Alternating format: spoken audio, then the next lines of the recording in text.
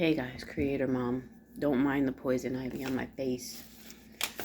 I wanted to talk about how we need to know, or I feel like we need to know what's going on beneath the surface.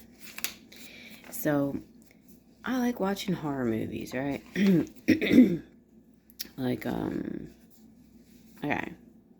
Mostly like, well, not gory horror movies, where like, mostly like serial killer movies, like mystery shit, And what do they call it? The guinea pigs are going with wacky. Like thrillers.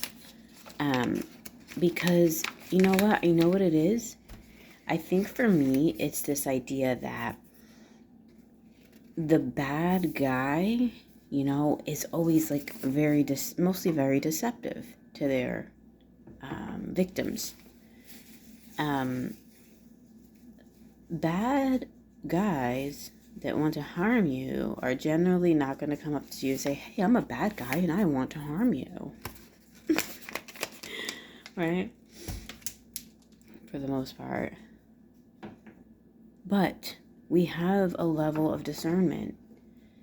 And I think that beneath the surface discernment, I think we're afraid to use it. This is what I observe in myself and even in movies and things like that, like women afraid sometimes to use their inner discernment for fear. Probably, I was thinking it's probably a fear of being called paranoid. Paranoid. I wonder what that word really means when you look it up, because I know para, like for the Holy Spirit, paraclete, they said it means to walk alongside. I wonder what paranoid means when you look that up. But yeah, I think for fear of being paranoid, right? Because with paranoid people, when they talk about things, like it's stuff other people maybe can't see, and they're like, oh gosh, you're just being paranoid. Like, I don't know what you're talking about. See, that's the problem. You gotta distinguish between like extreme paranoia and someone using their beneath the surface discernment. Because guys, we have to be able to use that. Because like I said, not everything is clearly bad. There's a lots of things that appear good. You know what I'm saying? And how do we know what's really true for us and what's not? Well, it's that inner level of discernment, that intuition. So yeah, let's not be afraid of being called paranoid or even being paranoid. Heck, being paranoid is probably, I don't know, better than being in danger. I don't know. And it's not black and white. It's not black and white. I don't want to, but I'm just saying, trust your gut. Trust your inner intuition. And you know what the worst thing is about it? Your own self might fight you on it. Well, it's a part. Oh, sorry, I'm bending now to get the cream for my coffee. It's not even other people who are fighting against you.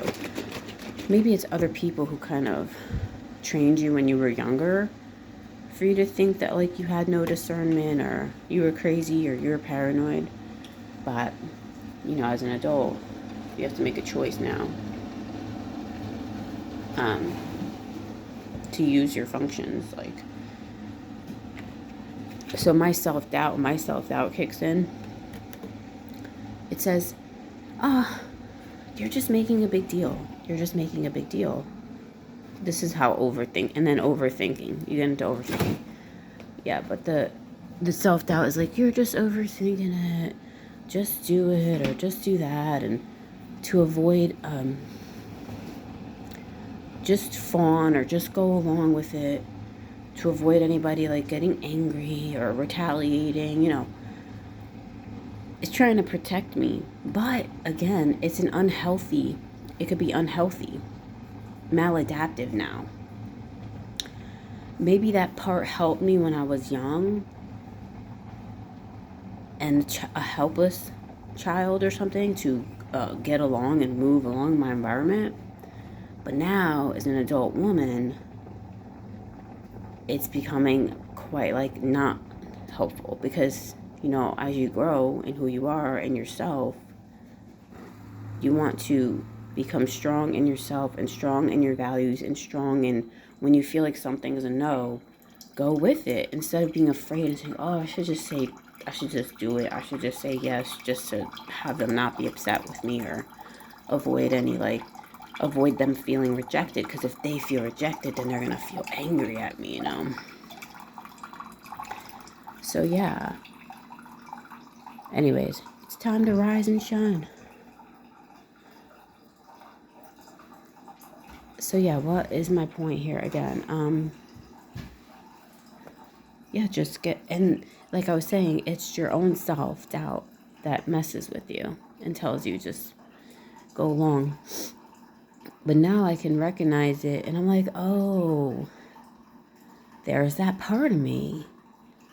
That's that part. But that's not my core self, really, because my core self, my intuition is like, no, no, no, no, no, no, no. But the self-doubt wants to come in and be like, don't listen to that. That thing is just paranoid. That thing is just, it's blowing it out of proportion. It's, and it keeps trying to give me reasons to do it, whatever it is. Oh, it'll be fine. Ugh. Even though my inner self, my gut is like, no, don't. Let's test out the coffee. Look at that poison ivy. It looks like I got punched. I got punched. That's just gotta be from me rubbing it. It's pretty itchy, actually. I got some on my neck, too. It's gotta be from the cat I was petting. There's just like no other way I would get I don't even walk in the woods, and I know how to identify poison ivy, so I had a really bad experience with poison ivy. Well, not as bad as it could be, but my legs, like, I had a blister like this big. Like, I'm like, okay, so I'm like very reactive. I can't believe that some people don't react to poison ivy. Like, I want to see it for myself. Like, I want to see you go up, touch poison ivy leaves, and then I want to see you like in a couple of days. Because, I don't know. This is from petting a cat, I believe, that had poison ivy on the fur. So, yeah. But, so what I say to myself, this is also kind of annoying.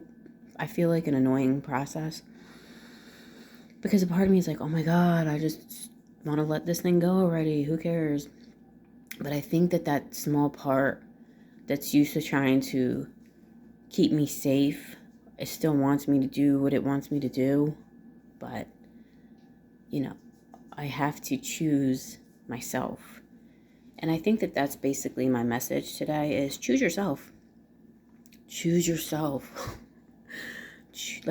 I'm going to choose myself over choosing what I think somebody else might think out of my own fear. You know what I'm saying?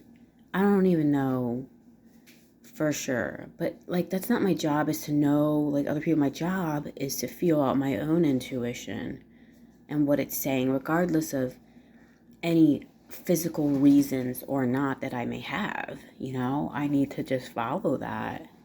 Because, like I said, especially when it comes to people, people act, mostly try to act good. It's just like, what do you use when things seem good on the outside? You need that tool.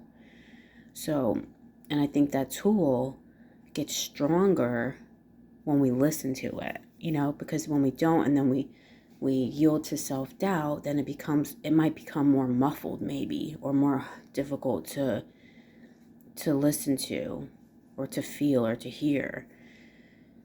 So yeah, the more we adhere to it, the stronger and stronger it becomes. Just like the more you adhere to self-doubt and go that way, the stronger that becomes probably.